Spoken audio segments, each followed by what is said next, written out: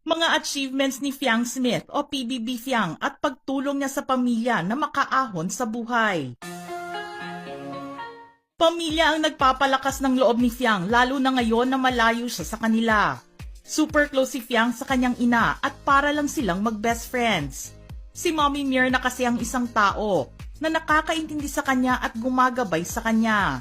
Number 1 din siya sa buhay niya na nakaalalay at nagsasalba kapag dumadating ang mga depressing moments sa buhay niya. Mahal na mahal nga niya ang kanyang ina at minsang ding nasabi na she can take a bullet for her. Yakap lang ni Mommy Myrna, aayos na ang pakiramdam nito. Kaya kung below the belt na ang pagtira ng ibang tao sa pamilya ni Fiang, hindi niya ito mapapalampas. Isang mabait, mapagmahal at matulunging tao. Iyan ang paglalarawan kay Fiang ng mga taong malapit at nakakakilala sa kanya. Laking probinsya si Fiang at sa Laguna siya nagkaisip kasama